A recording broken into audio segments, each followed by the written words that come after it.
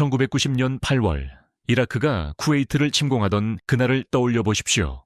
탱크가 사막을 가르며 진격하던 장면 뒤에서 더 빠르게 움직였던 것은 군대가 아니라 유가 차트였습니다. 불과 몇 주 만에 국제 유가는 2배 가까이 치솟았고 그 충격은 전 세계 증시를 강타했습니다. 전쟁은 총성으로 시작하지만 시장은 숫자로 반응합니다. 그리고 지금 당신은 또 하나의 비슷한 장면 앞에 서 있습니다. 간밤 국제 유가가 장중 9% 넘게 급등했습니다. 미국과 이란의 긴장이 고조되며 호르무즈 해협 봉쇄의 가능성이 거론된 직후였습니다. 나스닥은 장 초반 2.7%까지 밀렸고 S&P 500 역시 2% 이상 급락 출발했습니다. 겉으로 보기엔 단순한 지정학 뉴스처럼 보일 수 있습니다. 하지만 당신이 놓치면 안 될 것은 이것입니다. 이번 충격은 단순한 전쟁 뉴스가 아니라 글로벌 에너지 동맥이 흔들릴 수 있다는 신호라는 점입니다. 설마 실제로 봉쇄되겠어? 당신은 이렇게 생각할 수도 있습니다. 실제로 과거에도 호르무즈 해협은 수차례 위협을 받았지만 완전 봉쇄까지 간 적은 드뭅니다. 맞습니다. 그래서 시장은 늘 처음엔 과민 반응처럼 보입니다. 그러나 문제는 봉쇄 발생이 아니라 봉쇄 가능성입니다. 호르무즈 해협은 전 세계 원유, 해상 물동량의 약 20%가 통과하는 좁은 병목 구간입니다. 이를 일상적인 비유로 바꾸면 서울 도심 출근길에 있는 단 하나의 대형 터널이라고 생각하면 됩니다. 그 터널이 막힐 가능성만으로도 도로 전체가 마비됩니다. 에너지는 단순한 원자재가 아닙니다. 현대 문명의 전기 배선과도 같습니다. 전선이 흔들리면 불빛이 깜빡이고 불빛이 깜빡이면 자본은 공포를 가격에 반영합니다. 여기서 첫 번째 질문이 등장합니다. 이게 단기 충격일까요? 아니면 구조적 변곡점의 시작일까요? 시장 반응을 보십시오. 주식뿐 아니라 채권까지 동반 약세를 보였습니다. 일반적으로 위험 회피 국면에서는 채권이 강세를 보이지만 이번에는 인플레이션 우려가 동시에 부각되며 국채도 압박을 받았습니다. 유가 급등 화살표, 인플레 재점화, 우려 화살표 금리 경로, 불확실성 확대. 이 세 단계가 거의 동시에 작동한 것입니다. 당신이 이해해야 할 기술적 개념이 하나 있습니다. 바로 비용 전가, 코스트 패스 스루입니다. 원유 가격이 오르면 정유사, 운송업체, 제조업체로 비용이 전가되고 결국 소비자 물가로 번집니다. 마치 도미노처럼 한 칸이 밀리면 연쇄적으로 쓰러집니다. 문제는 지금 글로벌 경제가 이미 고금리 환경 위에 서 있다는 점입니다. 과거 2000년대 초반과 달리 중앙은행이 무한정 완화로 대응하기 어려운 구조입니다. 즉, 에너지 충격이 통화 정책을 다시 묶어둘 가능성이 생긴 것입니다. 그리고 이것이 두 번째 레벨의 확장입니다. 개별 사건 화살표, 유가 화살표, 인플레 화살표, 금리 화살표, 자산 가격. 당신은 지금 단순히 중동 뉴스를 보고 있는 것이 아닙니다. 글로벌 자본 흐름의 스위치가 흔들리는 순간을 목격하고 있는 것입니다.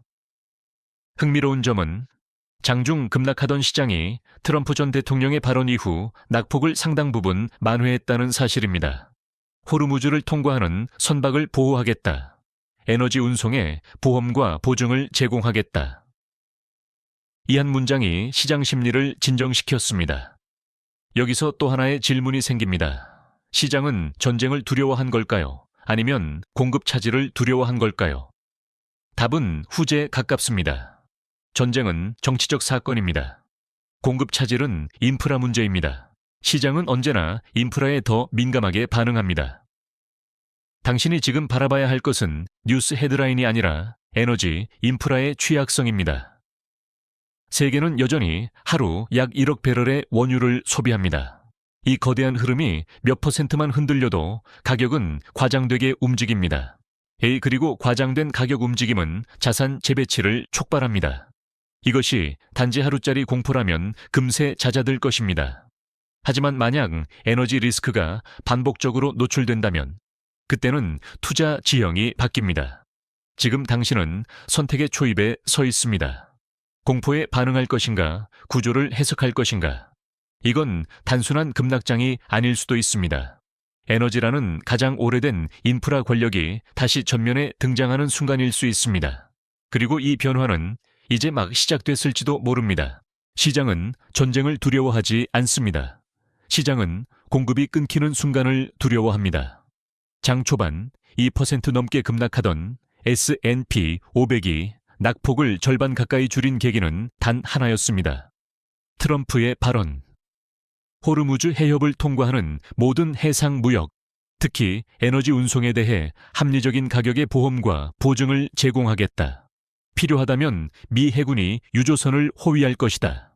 그 순간 시장은 계산을 다시 시작합니다. 당신이 이해해야 할 핵심은 이것입니다. 전쟁은 불확실성이지만 보험은 가격이 매겨진 확실성입니다. 원유 운송의 리스크는 단순한 군사 문제가 아닙니다. 이는 해상보험료, 운임, 금융 파생상품 가격, 선물 곡선 구조까지 연결됩니다. 예를 들어 유가가 장중 9% 급등했다는 건 단순한 수요 공급 숫자의 문제가 아니라 리스크 프리미엄이 가격에 얹혔다는 의미입니다. 리스크 프리미엄은 마치 항공권에 붙는 유류 할증료와 같습니다. 더 실제 연료비뿐 아니라 혹시 모를 상황까지 선반영하는 비용입니다. 트럼프의 발언은 이 프리미엄을 낮추는 역할을 했습니다. 전쟁 가능성을 없앤 게 아니라 비용의 상한선을 제시한 것입니다. 그 결과 브렌트유는 장중 고점 대비 급등폭을 상당 부분 반납하며 배럴당 $80 부근에서 안정을 찾았습니다. 시장은 최악은 통제 가능하다는 메시지를 받아들인 셈입니다. 여기서 당신에게 묻고 싶습니다. 정치인은 왜 이런 발언을 공개적으로 할까요? 단순히 안보 메시지일까요? 아니면 금융시장을 향한 신호일까요? 월계는 오래된 격언이 있습니다. 바이 더 캐넌, 셀 더 트럼펫. 포성이 울릴 때 사고, 승전 나팔이 울릴 때 팔라. 전쟁 뉴스로 급락하면 매수 기회가 된다는 의미입니다. 실제로 지난 30년간 지정학적 이벤트 이후 S&P 500은 평균 3에서 6개월 내 회복하는 패턴을 보여왔습니다. 걸프전, 이라크전, 우크라이나 침공 초기 모두 비슷했습니다. 하지만 이번에도 같을까요? 차이가 하나 있습니다. 지금은 이미 금리가 높은 상태입니다. 2003년 이라크전 당시 연준 기준금리는 1%대였습니다. 유동성은 넘쳤습니다. 하지만 현재는 5% 안팎의 고금리 환경입니다. 에너지 충격이 인플레이션을 자극하면 중앙은행은 쉽게 완화로 전환하기 어렵습니다. 즉, 이번에는 전쟁 후 완화라는 자동 공식이 작동하지 않을 수 있습니다. 여기서 구조가 한 단계 확장됩니다. 개별 발언, 화살표 유가 안정, 화살표 인플레, 기대 조정 화살표, 금리 경로, 재평가 화살표, 밸류에이션 변화. 시장은 트럼프의 발언에 안도했지만 동시에 이런 질문을 던지고 있습니다. 정말 군사적 호위가 지속 가능할까? 미 해군이 모든 유조선을 보호하는 건 물리적으로도 비용적으로도 간단하지 않습니다. 하루 약 2천만 배럴 이상이 호르무즈를 통과합니다. 이를 전부 군사적으로 커버한다는 건 인프라 레벨의 작전입니다. 게다가 이건 단순한 외교 이벤트가 아닙니다. 에너지 해상 통제권이라는 글로벌 권력 구조의 문제입니다. 당신이 봐야 할 건 주가 반등이 아니라 통제력의 이동입니다. 보험 제공 발언은 단기적 심리 안정 장치입니다. 하지만 그 이면에는 이런 메시지가 깔려 있습니다. 에너지 인프라는 국가가 직접 관리한다. 자유시장이 아니라 군사정치 권력이 리스크를 흡수하는 구조입니다. 이 지점에서 또 하나의 미묘한 변화가 나타납니다. 국채와 달러가 완전한 안전자산 역할을 하지 못했다는 점입니다. 유가 급등과 인플레 우려가 겹치면서 채권 가격은 동반 압박을 받았습니다. 전통적인 위기 공식이 어긋난 것입니다. 주식 하락 화살표, 채권 상승 화살표, 금 상승. 이 공식이 깨질 때 당신은 무엇을 기준으로 포지션을 잡아야 할까요? 이것이 시장이 아직 완전히 안심하지 못하는 이유입니다. 표면적으로는 낙폭을 만회했습니다. 하지만 심층 구조에서는 인플레이션 재점화라는 씨앗이 남아 있습니다. 그리고 이 씨앗이 자라기 시작하면 문제는 단순히 유가가 아니라 S&P 500의 밸류에이션입니다. 지금 시장 PER은 여전히 역사적 평균을 상회합니다. 금리가 다시 오를 가능성이 조금이라도 열리면 할인율이 변합니다. 그리고 할인율이 변하면 성장주의 가격은 가장 먼저 조정받습니다. 여기서 당신은 선택해야 합니다. 이것을 또 하나의 전쟁 매수 기회로 볼 것인가? 아니면 고금리 시대에 반복되는 에너지 충격의 첫 신호로 볼 것인가? 트럼프의 한마디는 시장을 진정시켰습니다. 그러나 진짜 질문은 아직 남아 있습니다. 이 안정이 구조적 안정일까요? 아니면 정치적 진통제일까요? 답은 다음 단계에서 드러납니다. 시장은 늘 이번에도 괜찮을 것이라는 가정 위에서 움직입니다. 그러나 당신이 숫자를 들여다보는 순간 그 낙관은 조건부라는 사실이 드러납니다. 도이치뱅크는 이번 사태가 단순 지정학 이벤트로 끝나지 않을 수 있다고 경고합니다. 그리고 S&P 500이 최대 15%까지 조정받을 수 있는 세 가지 조건을 제시합니다. 첫째, 유가가 50%부터 100%까지 급등하고 그 상태가 지속될 것. 둘째, 그 충격이 실물 경기 침체로 이어질 것. 셋째, 중앙은행이 금리 인상 등 매파적 대응에 나설 것. 이 세 가지 중 단 하나만 충족돼도 시장에는 충격이 가해질 수 있다고 분석합니다. 여기서 당신은 질문해야 합니다. 이 조건들이 현실적으로 가능한 시나리오일까요? 먼저 유가입니다. 현재 브렌트유는 80달러 부근에서 움직이고 있습니다. 만약 120달러부터 150달러까지 구간으로 상승한다면 이는 단순한 변동이 아니라 체계적 충격입니다. 글로벌 경제는 하루 약 1억 배럴의 원유를 소비합니다. 배럴당 40달러 상승은 하루 40억 달러의 추가 비용이 발생한다는 의미입니다. 이것은 기업의 이익에서 빠져나가거나 소비자의 지갑에서 빠져나갑니다. 결국 어디선가는 성장률이 줄어듭니다. 이를 이해하기 쉽게 말하면 이렇습니다. 경제는 거대한 엔진이고 유가는 연료 가격입니다. 연료비가 급등하면 자동차는 멈추지 않지만 속도가 느려집니다. 문제는 지금 그 자동차가 이미 언덕을 오르는 중이라는 점입니다. 고금리라는 경사로 위에서 말입니다. 둘째 조건, 경기 침체. 미국지 DP 성장률은 최근 2% 안팎을 유지하고 있지만 제조업 지표는 여전히 둔화 신호를 보내고 있습니다. 여기에 에너지 비용이 추가되면 기업 마진은 압박을 받습니다. 특히 운송, 항공, 화학, 반도체 장비처럼 에너지 의존도가 높은 산업은 타격이 큽니다. 당신이 기억해야 할 사실은 침체는 갑자기 선언되지 않는다는 것입니다. 마진 축소, 투자 축소, 고용 둔화, 소비 위축, 이 순서로 조용히 진행됩니다. 셋째 조건은 가장 민감합니다. 중앙은행의 매파 대응입니다. 연준은 이미 높은 금리 수준을 유지하고 있습니다. 만약 유가 상승이 CPI를 다시 자극한다면 금리 인하 기대는 멀어집니다.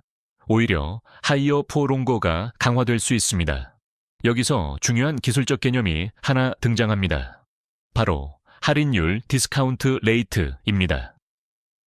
주식의 가치는 미래 현금 흐름을 현재 가치로 할인한 값입니다. 할인율이 1%포인트만 올라가도 특히 성장주의 현재 가치는 크게 낮아집니다.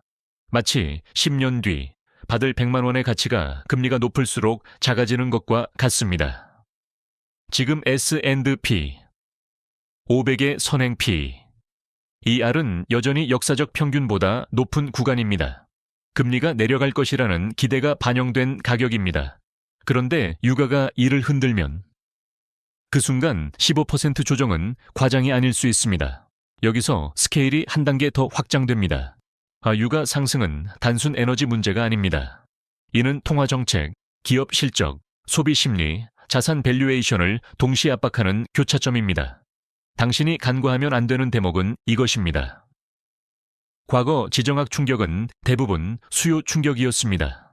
하지만 이번은 공급 충격 성격이 강합니다. 공급 충격은 물가를 올리면서 성장을 둔화시킵니다. 이른바 스태그플레이션 리스크입니다. 그리고 시장은 스태그플레이션을 가장 싫어합니다. 성장은 없고 금리는 높고 비용은 오르는 환경. 기업 이익은 압박받고 투자 심리는 얼어붙습니다. 이쯤에서 당신은 다시 묻게 됩니다. 그렇다면 지금 당장 15% 폭락이 온다는 의미인가요? 아닙니다. 도이치뱅크의 조건은 동시 충족이 아니라 촉발 요인입니다. 시장은 확률 게임입니다. 이 세 조건의 발생 확률이 높아질수록 변동성은 확대됩니다. 이미 빅스 지수는 전쟁 뉴스 이후 급등했습니다. 이는 단순한 공포가 아니라 불확실성 가격의 상승입니다. 여기서 중요한 건 방향이 아니라 구조입니다. 만약 유가가 90에서 100달러 선에서 안정된다면 이번 충격은 조정으로 끝날 수 있습니다. 하지만 120달러를 넘어 장기화된다면 그때는 이야기가 달라집니다. 당신은 지금 당이 반등을 보고 안심할 수도 있습니다. 그러나 구조적 취약성은 여전히 남아 있습니다. 전쟁은 멈출 수 있습니다. 하지만 인플레이션 기대가 다시 살아나면 중앙은행은 쉽게 방향을 바꾸지 못합니다. 그리고 바로 그 지점에서 시장의 다음 파동이 만들어집니다. 위기가 오면 사람들은 본능적으로 한 방향으로 움직입니다. 안전자산으로 피하자. 그러나 이번에는 그 공식이 매끄럽게 작동하지 않았습니다. 보통 지정학적 충격이 발생하면 미 국채 가격은 오르고 수익률 하락, 달러는 강세를 보이며 금 가격이 상승합니다. 이 세 가지는 글로벌 금융 시스템의 전통적인 방공호였습니다. 그런데 이번에는 어땠습니까? 주식이 급락하는 동안 국채도 강하게 오르지 못했습니다. 오히려 유가 급등으로 인플레이션 우려가 자극되면서 장기 금리는 쉽게 내려오지 않았습니다. 금 가격도 초반 반짝 상승 후 힘이 둔화됐고 달러 역시 일방적 강세를 보이지 않았습니다. 여기서 당신은 질문해야 합니다. 안전자산이 동시에 흔들린다면 무엇이 진짜 안전일까요? 핵심은 인플레이션 기대입니다. 국채는 기본적으로 고정된 이자를 지급하는 자산입니다. 만약 물가가 다시 올라간다면 그 이자의 실질 가치는 줄어듭니다.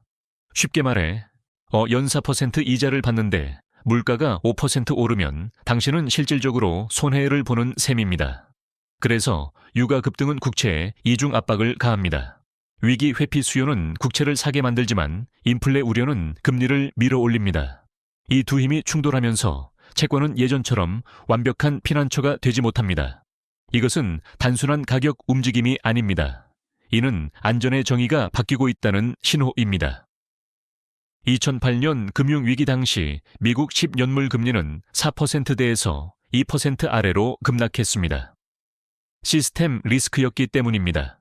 하지만 지금은 다릅니다. 시스템 자체는 견고합니다. 문제는 물가와 금리의 경로입니다. 여기서 또 하나의 기술적 개념이 등장합니다.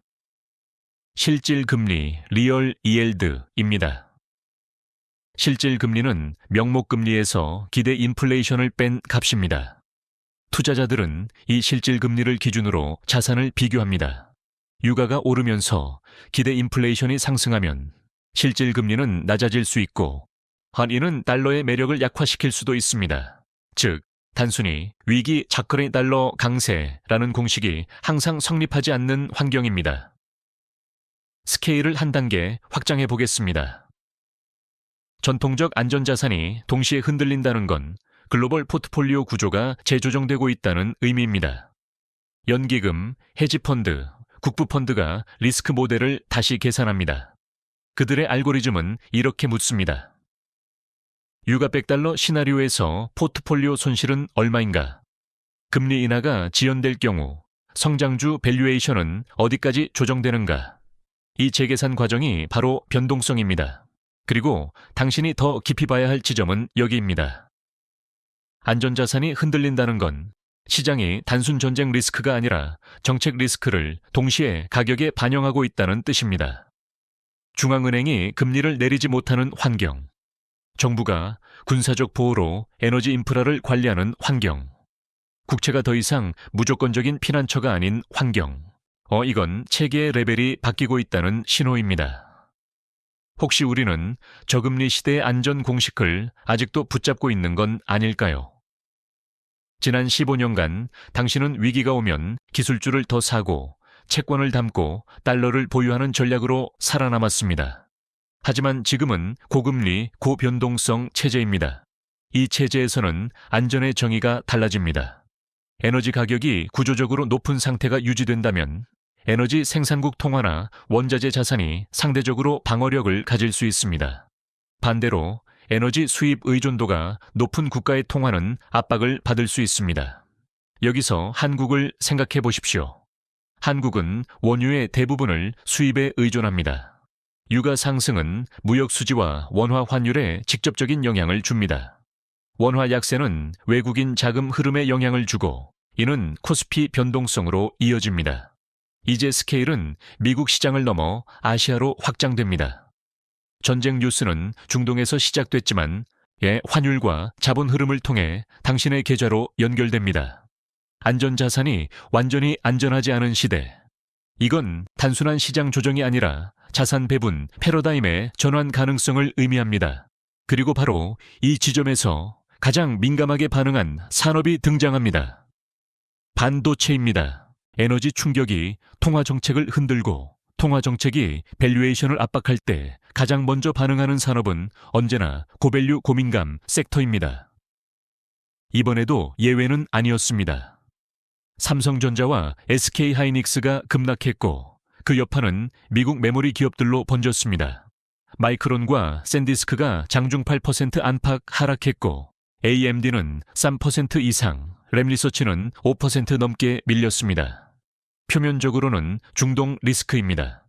하지만 당신이 구조를 보면 이야기가 달라집니다. 반도체는 에너지 금리 지정학이 교차하는 지점에 서 있는 산업입니다. 먼저 에너지. 반도체 공장은 거대한 전기 먹는 하마입니다. EUV 장비 한 대가 소형 도시 수준의 전력을 소비합니다. 유가 상승은 곧 전력 비용 상승으로 연결됩니다. 이는 단순 비용 증가를 넘어 마진 압박으로 이어집니다. 다음은 금리입니다. 반도체는 대표적인 미래 성장 스토리 산업입니다. AI, 데이터 센터, 자율주행, 클라우드. 이 모든 기대는 미래 현금 흐름을 현재로 끌어와 가격에 반영한 것입니다. 할인율이 조금만 변해도 주가는 크게 출렁입니다. 그리고 세 번째, 지정학. 미국 정부가 엔비디아 H200의 중국 수출을 고객당 7만 5천 개로 제한하고 총 물량을 100만 개 수준으로 관리하는 방안을 검토 중이라는 소식이 전해졌습니다. 이건 단순한 판매 제한이 아닙니다. 이건 기술 패권 관리입니다. 반도체는 단순 제품이 아니라 군사 AI 데이터, 인프라의 핵심 부품입니다. 미국은 이를 전략 자산으로 취급하고 있습니다.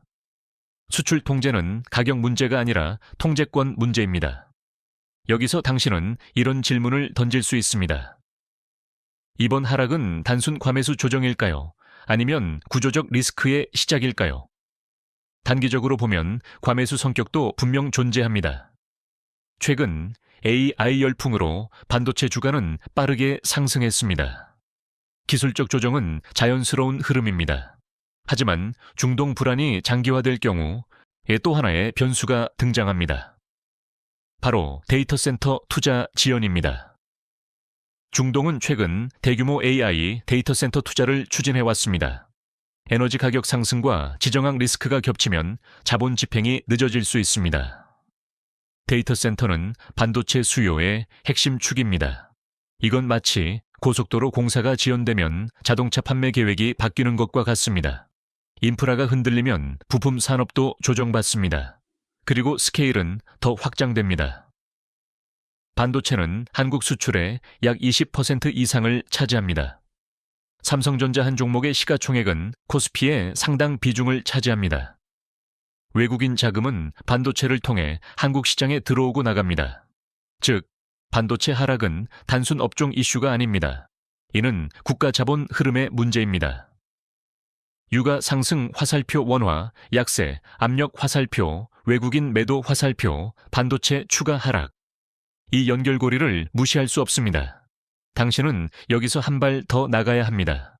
AI 시대가 반도체를 구조적으로 성장시킨다는 스토리는 유효합니다. 하지만 그 성장의 속도와 경로는 지정학과 금리에 의해 조절됩니다. 기술은 가속 페달이고 금리는 브레이크입니다. 지금 시장은 가속과 제동이 동시에 걸린 상태입니다. 그리고 또 하나의 미묘한 변화가 있습니다. AI 칩 수출 통제는 단순히 중국을 견제하는 것이 아닙니다. 이는 글로벌 공급망을 블록화하는 과정입니다. 미국 중심, 중국 중심, 그 사이에서 줄타기하는 국가들. 한국은 그 한가운데 있습니다. 반도체는 이제 단순 산업이 아니라 외교 카드입니다. 여기서 당신의 포지션은 무엇입니까? 당이 변동성에 흔들려 나갈 것인가? 아니면 기술 패권 경쟁 속에서 살아남을 기업을 선별할 것인가? 이번 급락은 공포처럼 보입니다. 그러나 동시에 필터링 과정일 수도 있습니다. 에너지와 금리가 시장을 흔드는 동안 기술 인프라는 재편되고 있습니다. 그리고 그 재편은 소프트웨어 영역으로 확장됩니다. AI가 기존 보안과 플랫폼 구조를 뒤흔들기 시작했기 때문입니다. 반도체가 하드웨어 권력이라면 AI는 그 위에 올라탄 소프트웨어 권력입니다. 최근 시장을 흔든 또 하나의 축은 바로 AI가 기존 소프트웨어 생태계를 잠식할 수 있다는 공포였습니다. 엔트로픽이 출시한 보안 점검 도구, 클로드 코드 시큐리티. 이 한 제품이 사이버 보안 기업들의 주가를 흔들었습니다. 왜일까요? 기존 보안 소프트웨어는 사람이 규칙을 만들고 그 규칙을 기반으로 위협을 탐지합니다. 하지만 AI 에이전트는 스스로 코드를 읽고 취약점을 찾고 패턴을 학습합니다. 마치 경비원이 CCTV 화면을 보는 대신 스스로 이상 행동을 감지하는 시스템이 생긴 셈입니다. 그 순간 시장은 이런 질문을 던집니다. AI가 보안 기업을 대체하는 것 아닌가? 실제로 보안 관련 종목들은 한때 급락했습니다. AI가 전통적인 솔루션을 무력화할 수 있다는 우려 때문입니다. 그러나 여기서 구조를 봐야 합니다. 뱅크 오브 아메리카는 이렇게 평가했습니다. 클로드 코드 시큐리티는 코드 취약점 점검 영역에는 영향을 줄 수 있지만 통합 보안 플랫폼 전체를 대체할 수준은 아니라는 것. 이 차이를 이해해야 합니다. 코드 점검은 집 문단속을 확인하는 행위입니다. 하지만 통합 보안 플랫폼은 집 전체의 전기, 가스, 출입 시스템을 동시에 관리하는 시스템입니다. AI가 특정 기능을 대체할 수는 있지만 전체 인프라를 즉시 대체하기는 어렵습니다. 여기서 등장한 기업이 바로 크라우드 스트라이크입니다. 최근 실적 발표에서 매출은 전년 대비 23% 증가했고 ARR 연간 반복 매출은 50억 달러를 돌파했습니다. 이는 사상 최대치입니다. AA 위협 속에서도 성장을 이어간 것입니다. 왜 가능했을까요? 크라우드 스트라이크는 단순 코드 보안 기업이 아닙니다. 네트워크 전반의 가시성과 실시간 대응 능력을 제공하는 통합 플랫폼입니다. AI가 위협이 되기보다는 오히려 AI를 활용해 방어력을 강화하는 구조입니다. 여기서 당신은 또 한 번 생각해야 합니다. AI는 파괴자일까요? 아니면 흡수자일까요? 기술 혁신은 늘 기존 산업을 무너뜨린다고 이야기합니다. 하지만 실제로는 완전한 대체보다 통합이 더 자주 일어납니다. 전기가 등장했다고 모든 촛불 회사가 즉시 사라진 건 아닙니다. 전기가 인프라가 되면서 산업 구조가 재편됐을 뿐입니다. AI도 마찬가지입니다. 코드 작성, 취약점 탐지, 데이터 분석 등 특정 기능은 빠르게 자동화됩니다. 하지만 대기업의 보안 인프라는 여전히 통합 관리가 필요합니다. 이 과정에서 대형 플랫폼 기업은 오히려 더 많은 데이터를 확보하게 됩니다. 데이터는 곧 권력입니다. AI가 확산될수록 보안 위협도 함께 증가합니다. 공격자 역시 AI를 사용하기 때문입니다. 이건 군비 경쟁과 같습니다. 공격이 고도화될수록 방어도 고도화됩니다. 따라서 AI가 보안 기업을 죽인다기보다 보안 산업의 기준을 끌어올립니다. 그럼에도 시장이 냉정했던 이유는 무엇일까요? 가이던스입니다. 기업이 제시한 연간 전망이 시장 기대에 못 미치자 주가는 8% 가까이 하락했습니다. 실적은 좋았지만 기대는 더 컸습니다. 이 지점이 중요합니다. 지금 시장은 단순 성장에 만족하지 않습니다. AI 시대의 승자가 될 것인지 아니면 평균으로 수렴할 것인지에 베팅합니다. 스케일은 이제 산업을 넘어 생태계로 확장됩니다. 마이크로소프트의 기처브에 맞서 오픈 AI가 새로운 개발 플랫폼을 준비 중이라는 보도도 나왔습니다. 만약 현실화된다면 이는 단순 신제품 출시가 아닙니다. 플랫폼 전쟁입니다. 개발자가 모이는 곳이 권력이 됩니다. 코드가 쌓이는 곳이 데이터의 중심이 됩니다. 그리고 데이터가 쌓이는 곳에 자본이 모입니다. AI는 이제 단순 기술이 아니라 소프트웨어 인프라를 다시 설계하는 힘입니다. 당신이 봐야 할 건 개별 종목의 하루 등락이 아닙니다. 이런 누가 데이터 흐름을 통제하는가, 누가 플랫폼을 장악하는가입니다. 에너지 인프라에서 시작된 이번 충격은 이제 디지털 인프라로 확장되고 있습니다. 그리고 그 다음 단계는 더 노골적인 권력 충돌입니다. 무역과 제재, 그리고 경제 전쟁의 영역으로 말입니다. 전쟁은 항상 총으로만 벌어지지 않습니다. 때로는 관세로, 제재로, 무역 중단 선언으로 시작됩니다. 트럼프가 백악관에서 독일 총리와 회담하던 중 예고 없이 던진 한마디, 스페인과의 모든 무역을 중단하겠다. 이 발언은 단순 외교적 감정 표현이 아닙니다. 이는 경제 전쟁의 언어입니다. 발단은 중동 사태였습니다. 미국과 이스라엘의 이란 공습이 이어지는 가운데 스페인 정부가 자국 내 핵심 군사 기지 사용을 제한했습니다. 국제법과 유엔 헌장 틀 안에서만 허용하겠다는 입장이었습니다. 이에 대한 대응이 무역 중단 카드였습니다. 여기서 당신은 질문해야 합니다. 왜 군사 문제에 무역 카드를 꺼냈을까요? 현대 패권 경쟁에서 무역은 단순 경제 활동이 아닙니다. 이는 압박 수단이자 협상 도구입니다. 2023년 기준 미국과 스페인 간 교역 규모는 약 400억 달러 수준입니다.